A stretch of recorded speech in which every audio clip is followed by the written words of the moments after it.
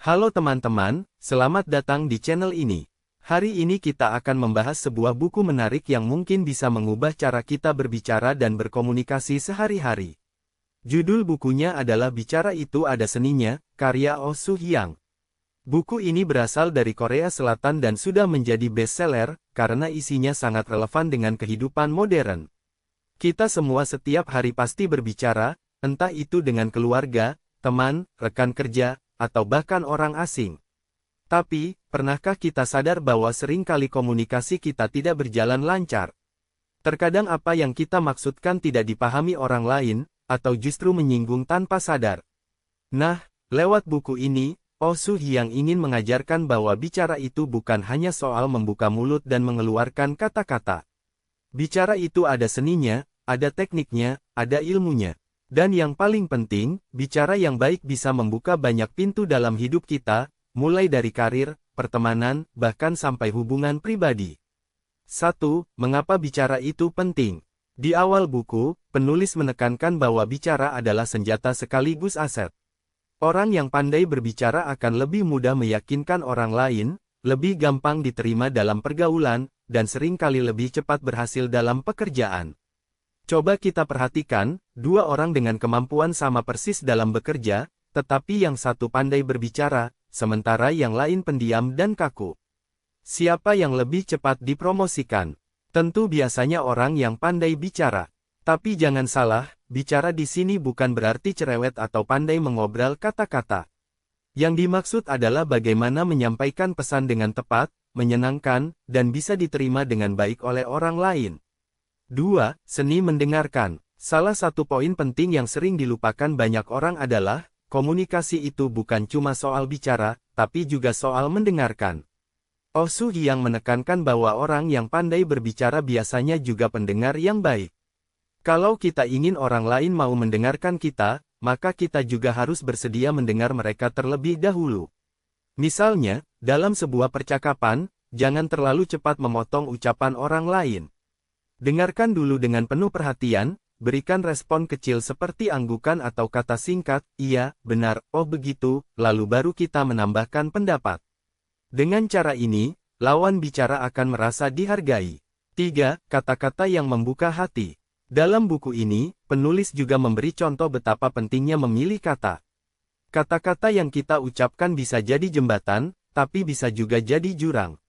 Contoh sederhana, saat seseorang melakukan kesalahan. Kalau kita berkata, kamu kok ceroboh sekali sih, tentu orang itu akan merasa diserang. Tapi kalau kita bilang, tidak apa-apa, semua orang bisa salah, yuk kita cari solusi bareng-bareng, hasilnya akan berbeda sekali. Buku ini mengajarkan kita untuk lebih berhati-hati memilih kata, karena seringkali masalah besar sebenarnya berawal dari ucapan kecil yang salah. 4. Bicara sesuai situasi. Oh Soo-hyang juga membahas bahwa seni bicara itu harus menyesuaikan dengan kondisi. Cara kita bicara dengan sahabat tentu berbeda dengan cara kita bicara dengan atasan. Cara kita bicara di suasana santai juga berbeda dengan saat presentasi di depan banyak orang. Buku ini memberikan banyak tips praktis, misalnya bagaimana cara membuka percakapan dengan orang baru, bagaimana cara berbicara agar tidak menyinggung, sampai bagaimana menghadapi situasi sulit seperti ketika harus menyampaikan kritik. Salah satu tips menarik adalah menggunakan humor ringan. Humor bisa mencairkan suasana, membuat orang nyaman, dan membuka pintu untuk percakapan yang lebih dalam. Tapi tentu saja, humor harus bijak dan tidak menyinggung. 5. Bicara yang meyakinkan. Siapa sih yang tidak ingin dipercaya orang lain? Dalam karir, meyakinkan orang lain itu penting, baik ketika kita menjual produk, presentasi ide, atau bahkan sekadar mengajak teman untuk melakukan sesuatu. Penulis menjelaskan bahwa bicara yang meyakinkan bukan berarti berbicara dengan suara keras atau berapi-api. Kuncinya ada pada ketenangan, kejelasan, dan kepercayaan diri. Salah satu cara melatihnya adalah dengan mempersiapkan apa yang ingin kita sampaikan. Jangan asal bicara tanpa arah, tapi susun poin-poin penting terlebih dahulu. Dengan begitu, kita terlihat lebih percaya diri dan pesan lebih mudah dipahami. 6. Menghindari kesalahan umum.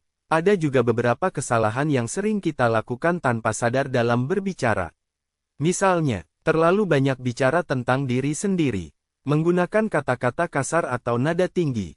Tidak memperhatikan bahasa tubuh. Mengulang-ulang hal yang sama. Menurut penulis, kesalahan kecil ini bisa membuat lawan bicara merasa bosan atau bahkan tidak nyaman.